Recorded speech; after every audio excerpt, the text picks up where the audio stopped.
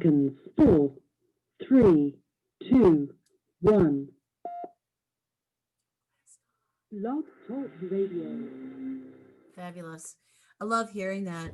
It's a part of the Tuesday routine here at Blog Talk Radio on the K Factor, where K equals kindness and the factors are all the things that lead to it. And I'm Dr. Deb Carlin, your host, and I'm here with my co-host, Mr. Richard Flint. Good morning, Richard. How are you today? I am absolutely superb, Miss Deb.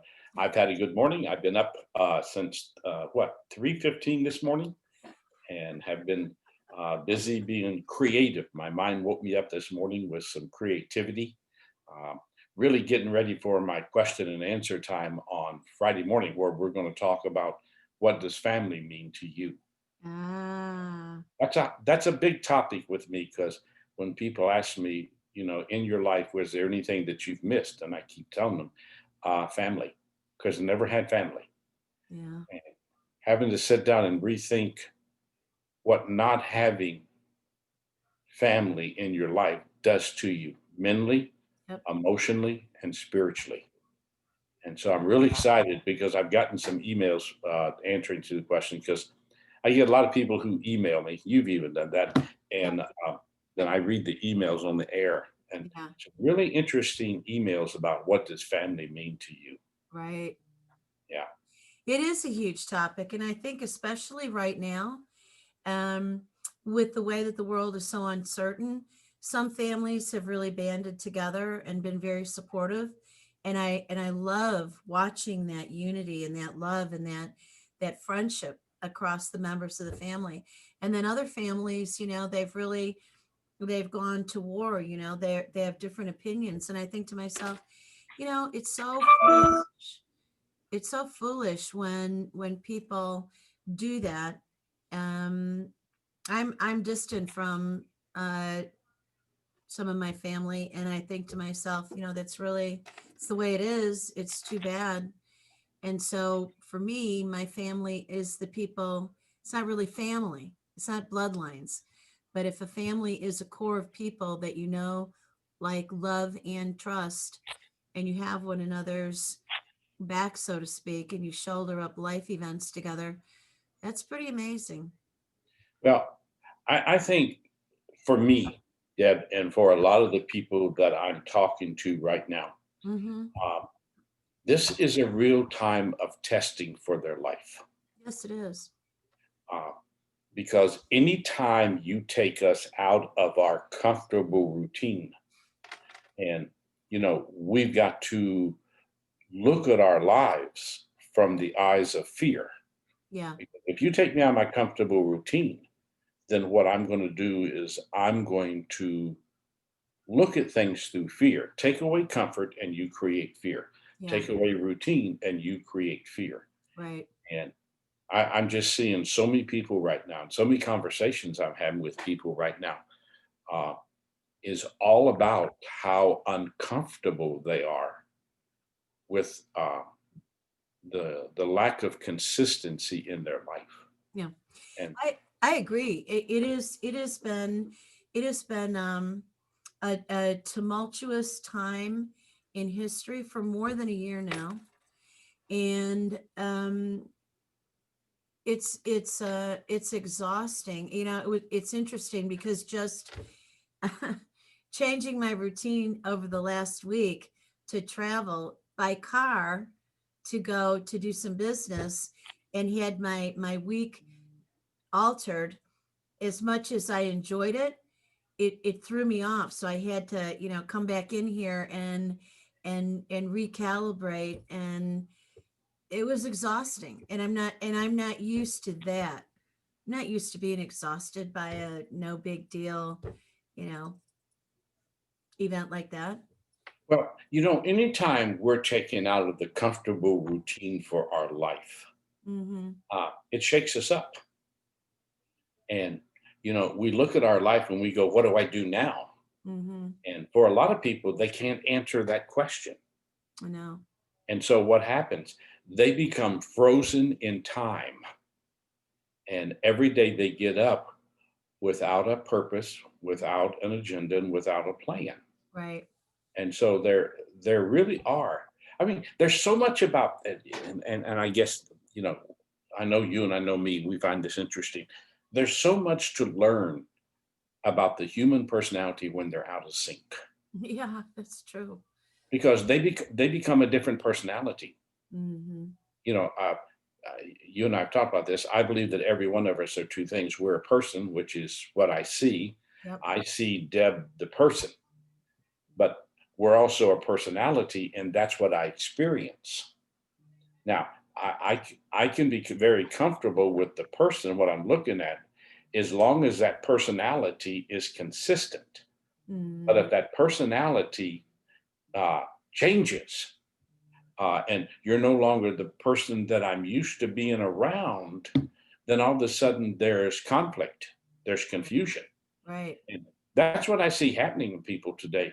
They're so out of sync because their routines have been um, shaken up, and they don't really know how to make the adjustments, because adjustments mean change. You know what's really interesting to me is I think I have an interesting balance of people in my world, because half the people are really thrown off and are really dialed into, I don't know what to expect next. Our country is in flux, the world is in an odd state. And it seems like, the world has been on lockdown, and people are wondering what's going to happen next, and how are we going to be, and are we going to be healthy? And then the other people, they're just like, they're doing the regular thing and they're going through it. And, like in a quiet moment, I'll say, "How are you doing?" "Oh, fine." "So do you feel like you're concerned about anything?" "Well, yeah, but just going on." And I think to myself, I'm really glad that I have the balance, because the one thing that I find myself doing is I'm engaging in my daily routines. I feel significantly more tired each day, which is kind of interesting. And I'm making plans for the future in a really big way. But then I'm sitting here thinking, questioning, my plans. And well, like, I'm not really sure if I should plan this or that or the other thing. And it just feels really strange. So that's disconcerting. But you know what? One of the things that I had thought about in terms of what we wanted to talk about today was the topic of hope. And I love that saying that hope springs eternal, because if we allow, this mind of ours is this beautiful reality that we live inside of, in conjunction and synchrony, if we're healthy, with our heart. So we have the capacity for anything and everything inside of our mind. And so when hope springs eternal, uh, my heart elicits all kinds of wonder and love and beauty and possibilities and actualities. And my mind says, okay, that's good. I like that. I'm hopeful about anything and everything. Well, it goes back to foundation. Yes, it does. What's the foundation of your life? If I'm building my foundation on my doubt, my worry, and my uncertainty, then hope becomes scarce Right. because I'm living emotions up.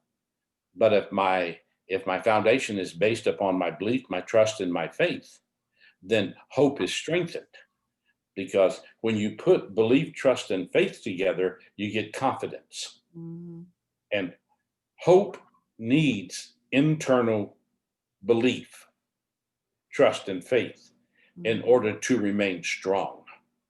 And one of the things I've learned over the years is that the human spirit is really resilient, Very. but resilience is based on which foundation you're standing on.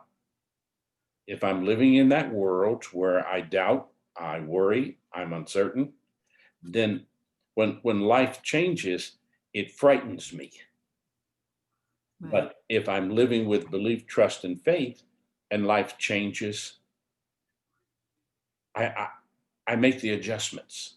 And the challenge I feel with most people is that they have a and I think the word difficult is right.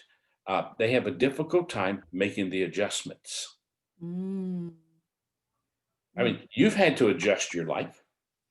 Yeah, and it's interesting because quite frankly, I feel like my entire life has been about making adjustments.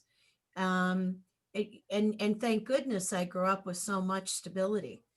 Mom and dad and sister and brother, grandmother who was there for the beginning of my life, uh, relatives that were around, a stable neighborhood, I mean, I was in the same house from the time I was born until I left home, when I was in my late teens. And then it's been crafting my life ever since, and looking at the ways in which, um, creating stability means where my heart is, where I'm physically placed, where my mind is in the midst of that.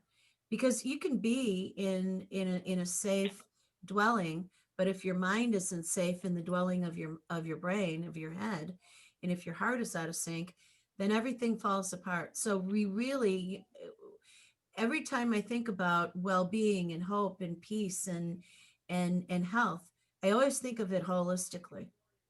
Because if we have, like you're saying, one piece of it, if we're not in our foundational space secure, then nothing really fits. I mean, it's pretty much like, I think we talked about the experience of being in an earthquake. When the ground shifts underneath your feet, everything gets shaken up. The pictures on the wall get crooked. Maybe the building collapses around you. It's very unsettling.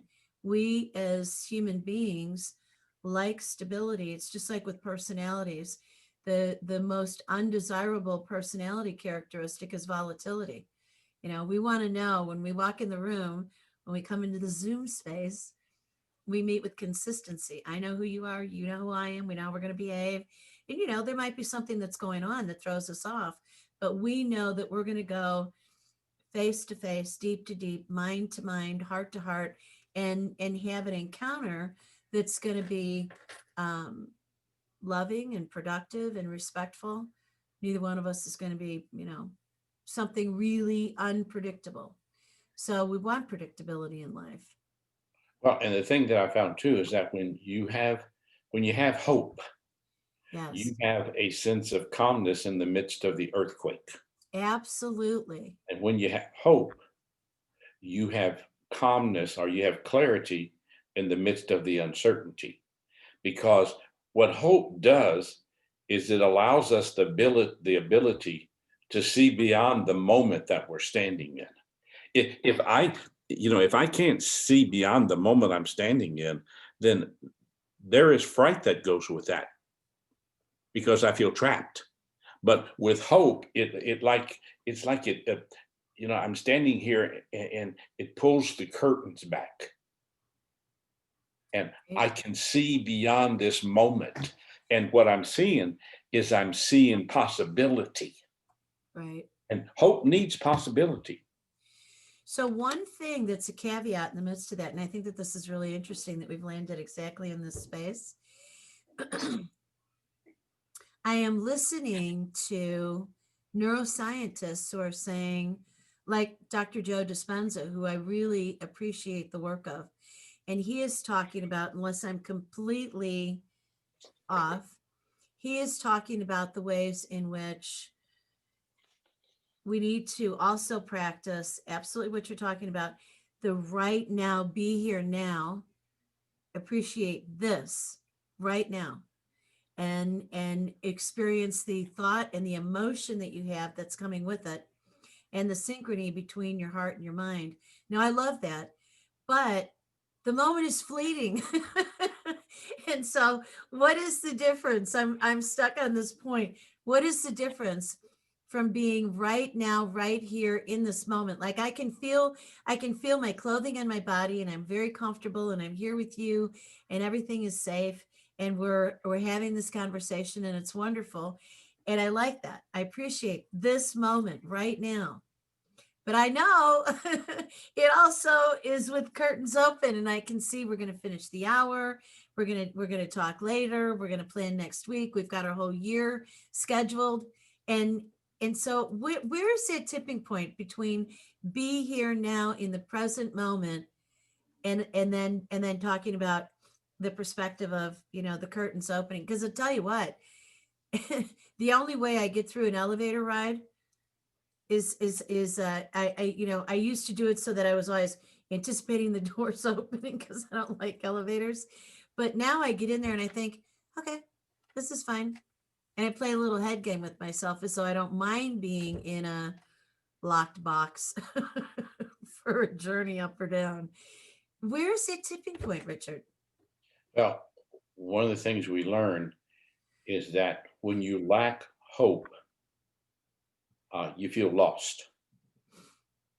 And when you feel lost, what it does is it's like you open the curtains wanting to look forward, but there's still a blind there. Okay. Okay. Yeah. And when I'm lost, uh, and I have found over the year there are basically four characteristics to a human that's lost. They lack direction, and hope demands direction. Mm-hmm. Okay, so if I lose my direction, it's going to affect what I'm seeing. Uh, Right. a person that's lost, they open themselves to looking backwards. And you know what? When most people look backward, they don't see the good of yesterday. Right. They see the wrong. And then that's when a person is lost, that's what happens. They stare at the wrong. And it's interesting, and this is just my belief, and a lot of people disagree with me, but if I'm staring at the wrongs, my behavior will generally allow me to repeat them Mm. because that becomes my plan. Because I think you and I become what we see in our life. Mm-hmm. And then a person that's lost, they have no purpose. Isn't that sad? I have to tell you something. I when I deal with people who are lost, the only time I remember having really that question was in adolescence, trying to figure out what path am I going to take in life. And it's not that I felt lost; it was that I was in a position of inquiry.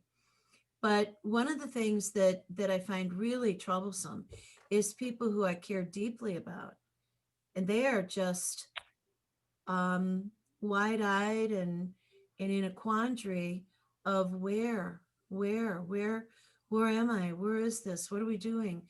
How is this going? And I think to myself, well, wait a second. Yeah, just wait a minute. I know you've got it in there. I know that there's something percolating in your mind about what you would like to do, what you would like to see with your life, but their emotions are blocking their clear thinking, Richard. Yeah, two things to that. Uh, Number one, when hope is lost, uh, again, I think there are four things that the human emotions experience. Uh, they allow havoc to set in, and Mhm. then their fears increase.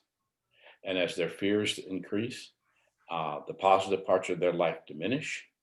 And as the positive parts of their life diminishes, their emotions begin to override or control their decisions. Had this conversation yesterday with a gentleman that I've been working with for a little over a year now through my mentoring program. Mhm. And we were talking about because he just flat told me, I feel lost right now.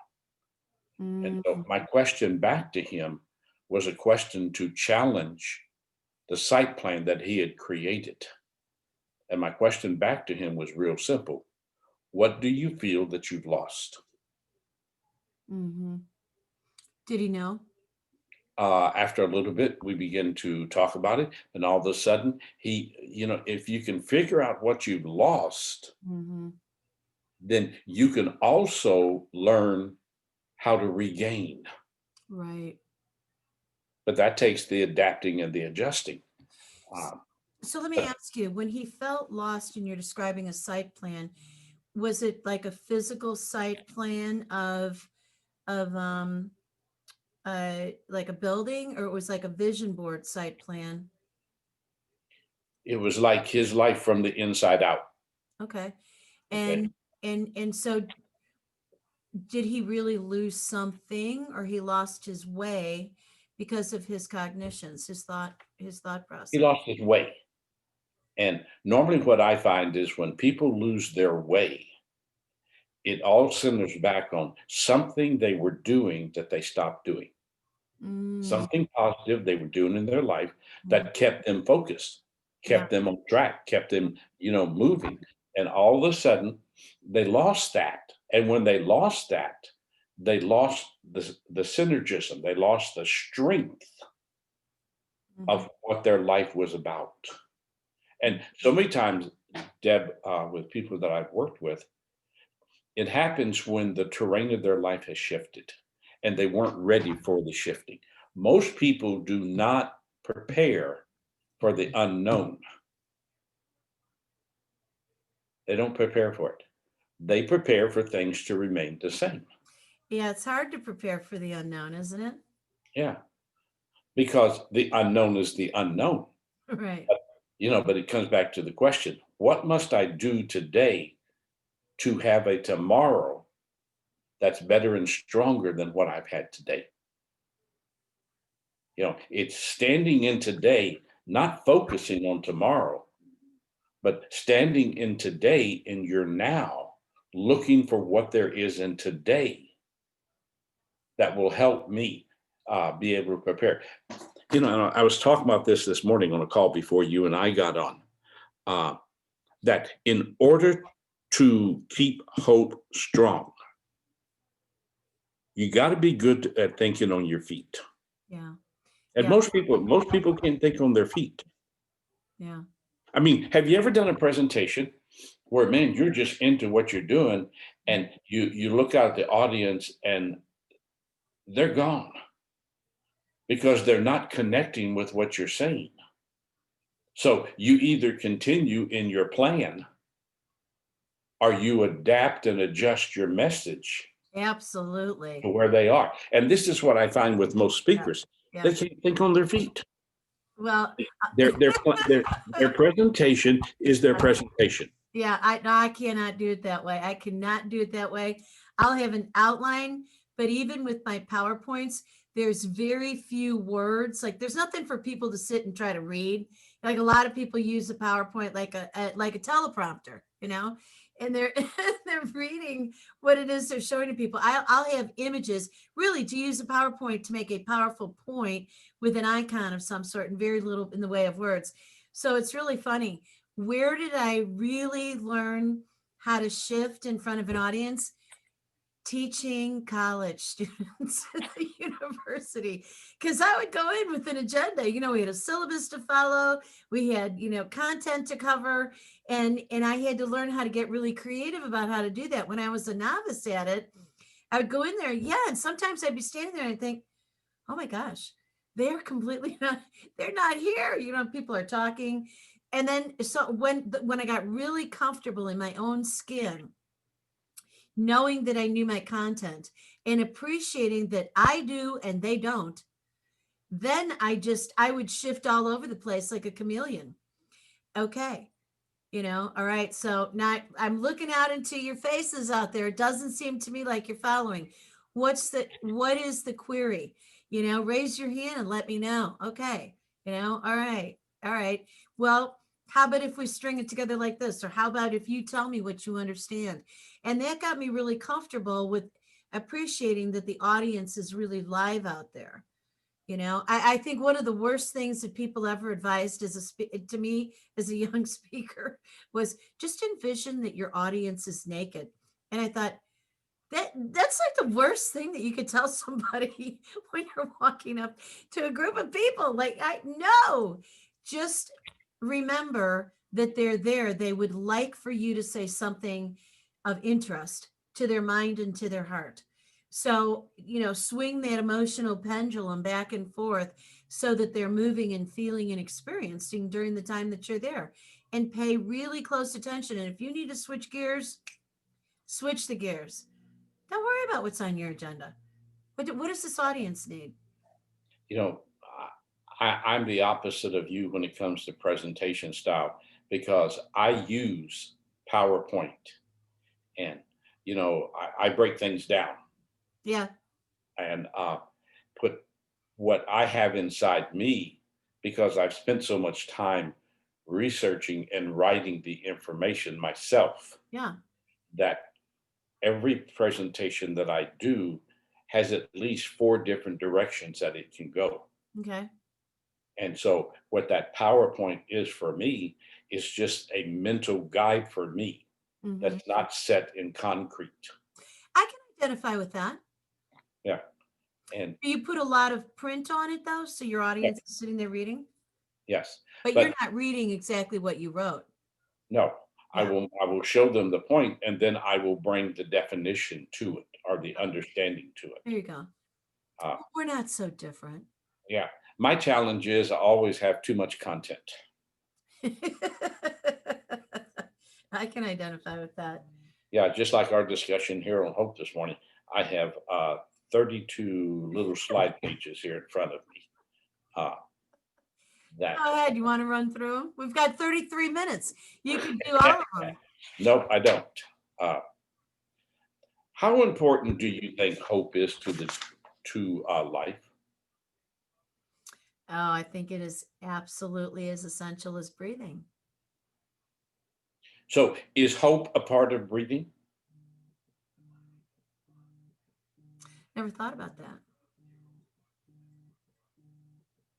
I mean, because we have different ways we breathe. Uh, we breathe in, we breathe out oxygen, Hmm. but don't we also breathe in and breathe out our beliefs? Yeah, we do. Yeah. Breathing really sustains us, literally. Hmm. And hope does too, figuratively. Yeah. And, one of the questions that, because one of the new programs I wrote for this year was strengthening your hope. And because I think it's such a fundamental part of keeping yourself together. Hmm. Uh, and so one of the things I looked at was where does hope come from? And I think hope for me comes from four places: having a strong spiritual core. Hmm. I think it's immensely challenging to have hope if you don't have a strong spiritual core. I mean, but that's just me. And I'm driven by my theological training and I'm driven by my belief in God. And I believe that God will never give me more than what I can handle. Hmm. And I'm the one that gets in the way because I can get impatient. Yeah, right. Uh, And that takes us back to the topic that we were talking about on pace. When we get impatient, we are not allowing the most natural pace.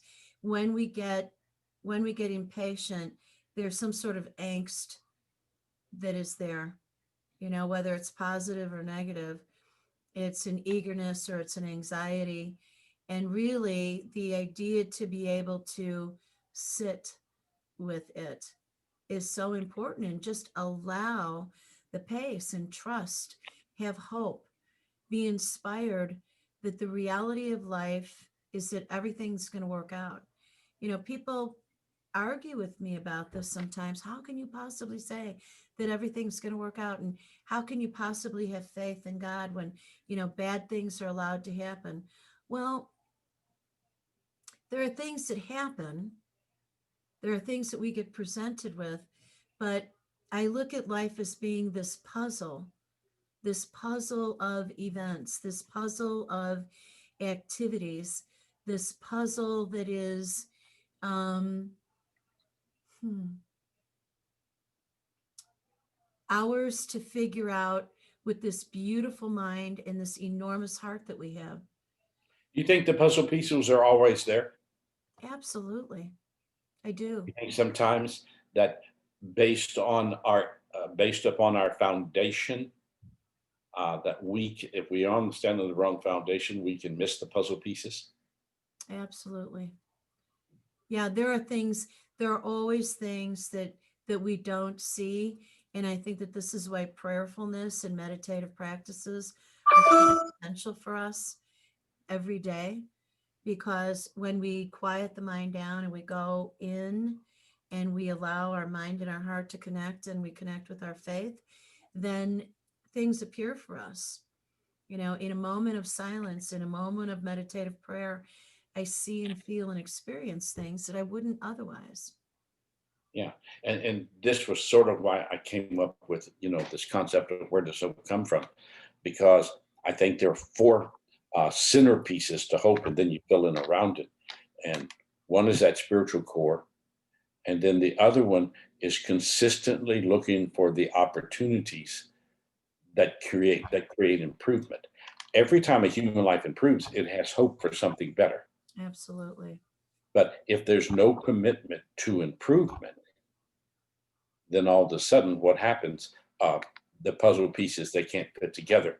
And I think another central puzzle piece is something you have talked about a lot, and that is the people that are in your life.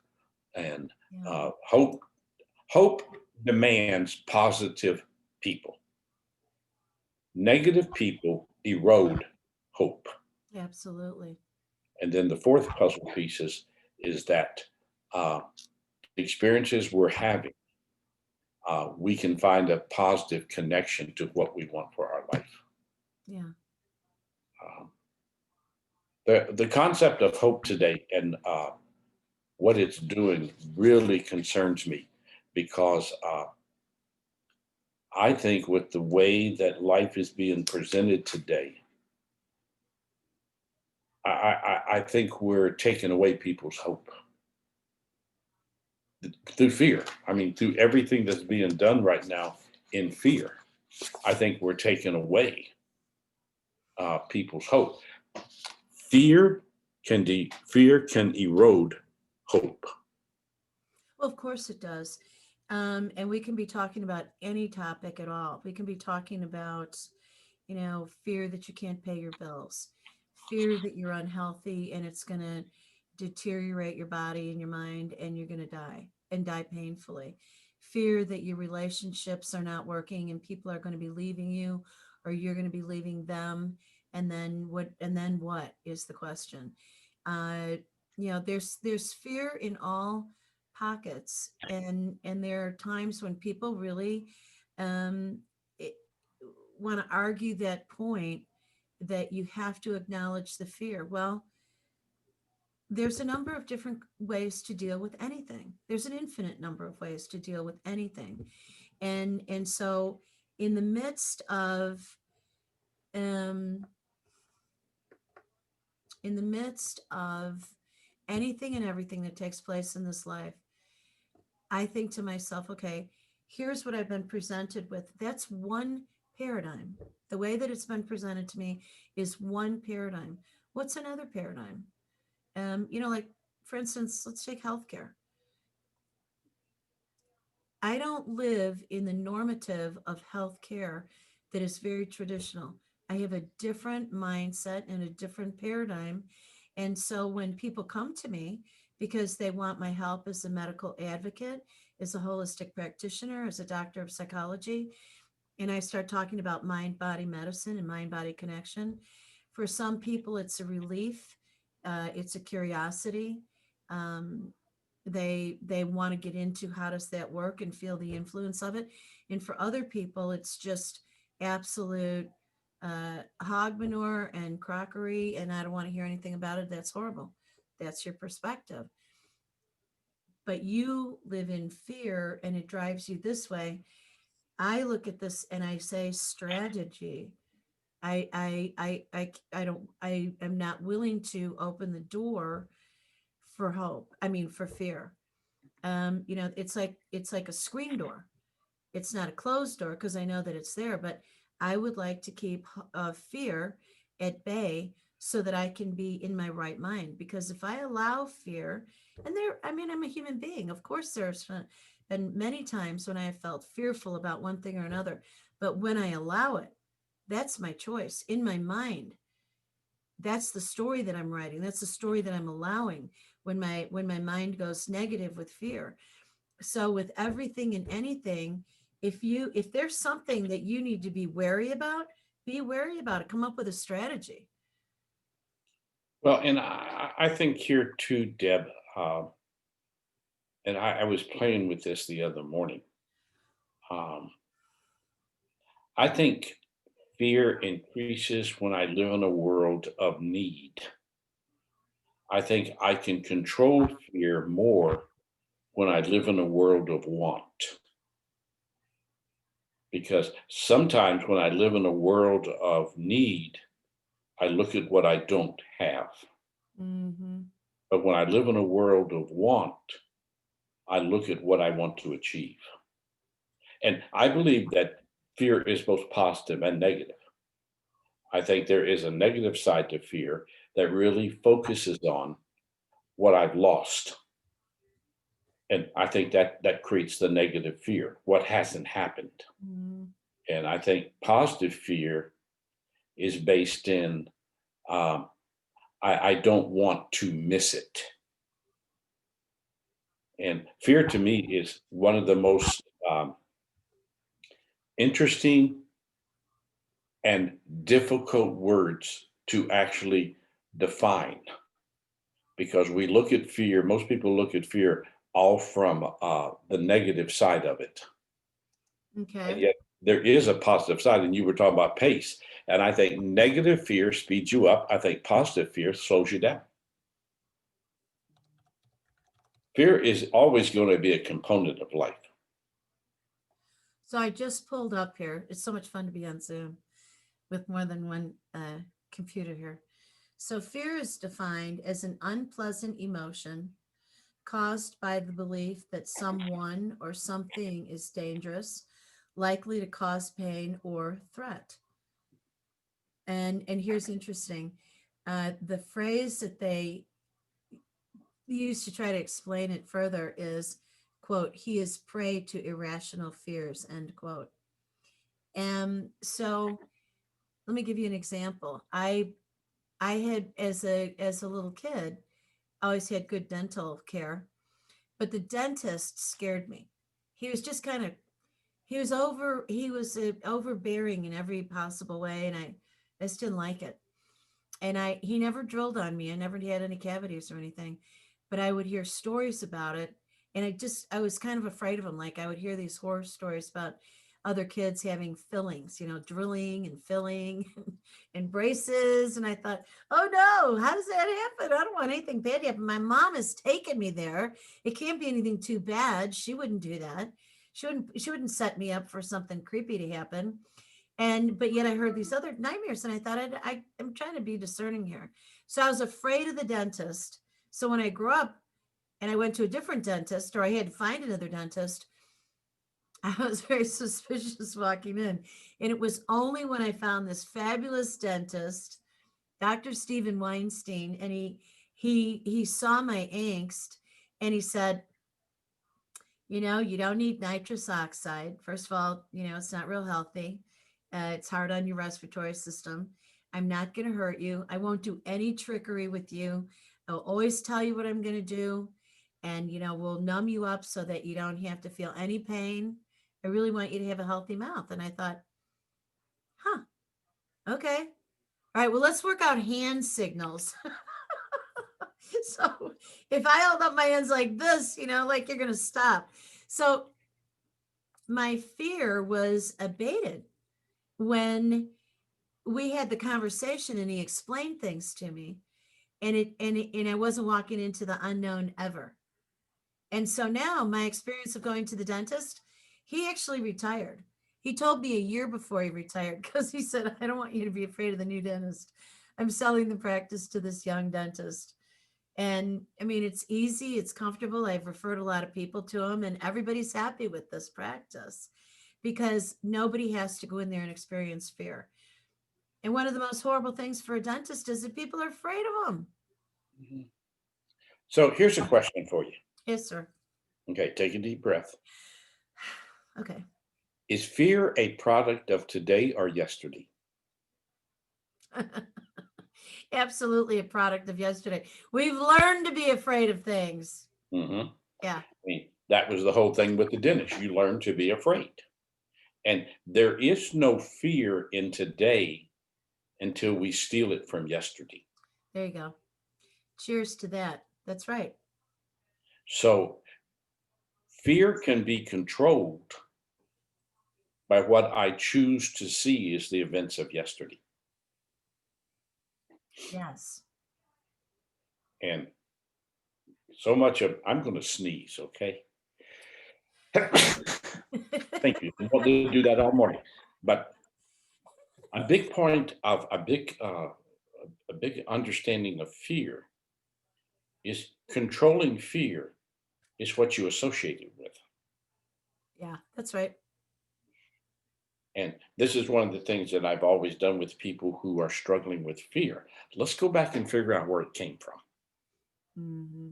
What created your fear? Like for you, what created your fear of elevators? Oh, I got stuck in one. There you go. Yeah, yeah, I knew exactly. I know. I never had a problem walking into an elevator, and then I got stuck in one. And we had to. I was with my sister and brother-in-law. We were in a building in a condominium building, and the model unit was up like on the 23rd floor. And we get in the elevator, and there's a guy who says he's the elevator operator, but he's drunk. And you don't really realize until they close the doors. And the alcohol fragrance permeates every square inch of that chamber. And we go, you can't get it started to go up. And I'm thinking, we need to get out of here. This guy's creepy. And then you go up, and the elevator goes up really fast, and then it drops like several floors. And we're in a panic, and he goes, it's okay, don't worry about it. And it goes back up again, and it was just horrifying. We had to pry the doors open between floors and climb out. Now, I didn't realize at the time that if the elevator moved, you would lose whatever part of you was lost in the left in the elevator. But we all climbed out, and we went to the unit. I think we were up. We had to go up one more floor. We wouldn't take the elevator down. We walked down the staircase, which was, by the way, still under construction. So some lights, some no lights, construction material, and it was horrifying. And your heart is racing, and by the time we got down there, we didn't know, was that door going to be locked, or it just every creepy, awful thing. So when I get into an elevator now, I want to know, okay, is there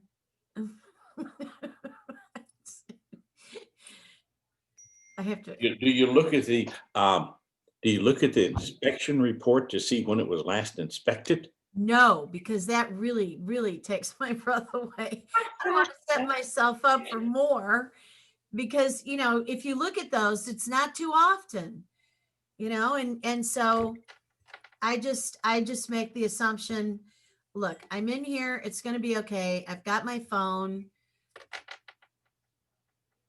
I'll be okay. Now I'm getting anxious about it. I love these. I love these elevators you get into and you look at the inspection report and it says, for a copy of this, go to the office. Yeah, right. Exactly. We don't want to show you here. Oh, All right. Let me tell you, my favorite elevator is the one that has a glass wall on it so people can see that you're in there, either in a commercial space or a residence. I really feel a lot better if someone knows I'm in there. Please take note that I'm in here. I'm like, yeah. oh, yeah. So Apollo 14 spinning around, they're looking back at Earth and they see this sign from Deb. We're stuck. We're stuck. Get us out. We need to get off the elevators because I'm starting to get elevated in my concern about elevators. But yeah, think about this. How much of our life is based in hope? I think 100% of life is based in hope for me. How many times have you heard, well, I hope this works? Yeah, and I try not to say that. I think hope filled. Sometimes when people say, I hope this works, It's because they're not really putting everything forward. They're not Doubt. prepared. They're not prepared. There you go. And hope in that equation Yeah. is really a substitute for the word doubt. Right. That's exactly what I was thinking. You know, to have doubt, we need to work to think contingently about everything so we don't have doubt. Well, but doubt, to me, doubt is tied to pace. The Mm. faster I move, the more doubt I'm going to have, because doubt doesn't allow us to do the preparation we need to do. Because 100. I'm already starting with negative questions. Right. Yeah, leading yourself down that pathway. So let's leave our audience in the next 10 minutes with things that are really strategic that every one of us, and you and I included, can use to inspire hope, to experience hope, to create hope, and to have a plan, a strategy, so that no matter what it is that's happening, you have that belief. My hopes turn into belief. That's one of my strategies. And I use my, I actually have a plan here oh, to strengthen your hope. ah, is that one of your 32 pages? Yeah. All right, share. Okay. Uh, there are steps. Okay. Uh, First step is that you have to calm your spirit, which will control your decision making process. Mm. Again, if my spirit is not calm, then I'm going to react, I'm not going to respond. And then, secondly, the order to your life must become a focal point. Where am I going? How am I going to get there? You know, do I really believe this is the right path for me? And it's back to what you just said. Hope and belief walk together. Mm-hmm. And if hope and belief are not together, then what happens is they go their separate way. And when hope and belief take different paths, what fills that void is doubt.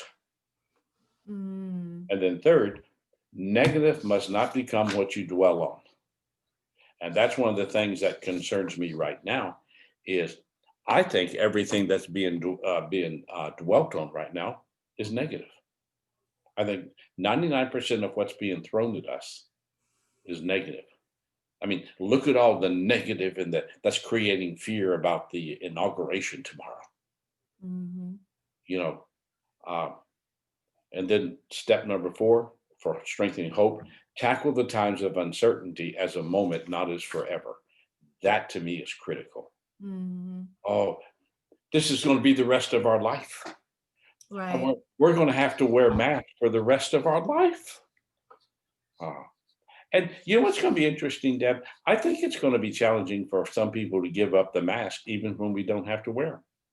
I do too. I do too. There's a lot of, the thing that, boy, you really hit a compassionate chord for me. The thing that I am really seriously concerned about is exactly that, the fears that have gotten supplanted into people that are robbing them of their joy and of their ability to move freely with one another. We need one another. We need to breathe fresh air and um, breathe your fresh air in your house. Go out for a walk and breathe fresh air outside. And we have really been spreading germs across each other for a long time. And so why don't we use this whole experience that we've had as a gigantic lesson in etiquette? If you're sneezing or coughing or you have a fever, isolate yourself until you're better, and then come out and be considerate, um, and know that the world is a place where, believe that the world is a safe place where people want reasonability. Yeah, and that ties into my fifth step of my six. Uh, Refuse to react. Yeah. I mean, every time you react, what you do is you push hope to the side. Mm, And then the last one, uh, overcome your fear of the darkness. Uh, get out into the light. Mm. I'm working on a presentation right now. Don't know what I'm going to do with it, but I got up the other morning. It was in my head, and I'm 99% complete with it, entitled Learning to Turn the Light On in Your Life. Because I think so many people right now are living in darkness. Yeah. They're living in doubt. They're living in worry. They're living in uncertainty. They're given into the unknown. They're depressed. They're despaired. Uh, they're lost. And, you know, we need this message of hope out there today. And So, people need to hear that there is still sunshine. There is still light. There's still purpose. There's still opportunities to learn and to grow and to improve. But absolutely. you got to go looking for them. Okay, so let me direct people. One of the things that I absolutely love is I love your series, The Morning Minute. And so I would encourage everybody to go to richardflint.com and look at how to obtain the Morning Minute. I get it, and it's Richard Flint greeting me in my email every morning with something that's really beautiful and lovely for me to think about just for a minute. Yeah, and the morning minute was a God thing. We've been doing it now for 12 years. Doesn't seem possible. We've been doing it for 12 Yeah, years. really. But every morning I send you a 60-second video email Yeah. of one of my philosophies of life, with every month having a theme. Like the month for January is It's Your Time. And everything that is there is to give you a mindset to look for opportunity.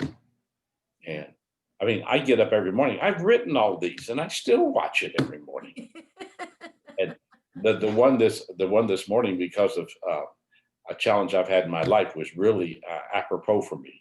I And I love it. sat there and I thought, I wrote this, I'm watching it, and I need it. Yeah. Isn't that interesting? I do that with my content as well. Absolutely. Yeah. Absolutely. And that is a consistent theme, because the things that we read about, I mean, the things that we write about are the things that we see needs in others for. And we can't really see the need in others unless we see in ourselves. Yeah. And Deb, here's what I'd offer people. If you're not on the Morning Minute and you're curious about it, do go to my website, richardflint.com. And yes, the Morning Minute is an investment. It's $99.95 a year. Mhm. But if you're not sure about it, there's a place you can click there where I'll give it to you for 21 days, no cost. And try it for 21 days, experience it, and see if it doesn't become a part of your life that allows you to slow your breathing, look forward, and walk out into your day with calmness. You know how many just interesting questions I get about the Morning Minute? Had a lady email me the other day and she asked me, "Can you see me in the morning?" And I emailed her back and I said, "Yes, and you need to do something with your hair." Because you end everyone saying, "I'll see you in the morning." Yeah. Yeah, that's With funny. my coffee cup that people say, "Is there anything in there?" There was when we first started, but I kept spilling it all over myself. So they won't let me put anything in the coffee cup right now. That's great. That's great. Yeah, it is. But It's very sweet. yeah, try it. Go to my website, richardflint.com. Look for the Morning Minute. It's right there.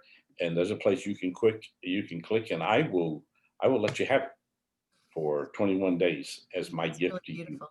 Now on the screen here, you've got your email address, which I love that you've done that, and you've got a logo, and I love that you've done that, and you've got the Learning Center, Richard Flint Seminars. So tell people about what the Learning Center is and how do they get into that? Well, the Learning Center is, we released on December the 4th. It was my dream for 4 years, Yeah, for 5 years. yeah. And what it is, uh, people tell me you have more content than probably anybody I've ever known.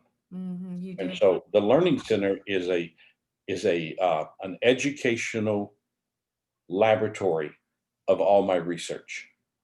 And knowing that people live at different levels, we've divided it into three groups: the undergraduate, which all the courses there are for people who are really searching. And Mhm, all of these deal with the things that frustrate us and hold us hostage. mhm, The graduate level are for people who have stepped into the world of growth, but find themselves still struggling. mhm, And then the postgraduate level is for people who are at a place where their curiosity has turned to implementation. And all the courses there are like PhD courses in life. mhm, And all the information is there.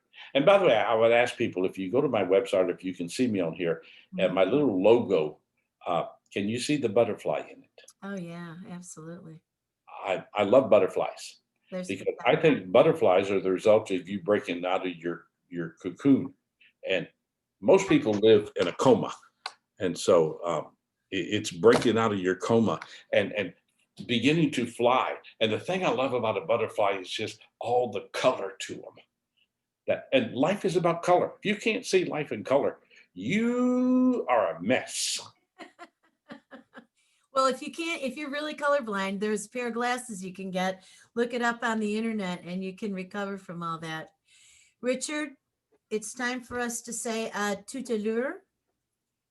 I would just rather say bye bye. Well, I like a little flair to it. So, on behalf of Richard Flint and I, thank you so much for being with us today. God bless you. Have a safe day. We'll see you again in a week. And bear with me for a second here, Richard. Thank you for using Blog Talk Radio. Goodbye. Peace out.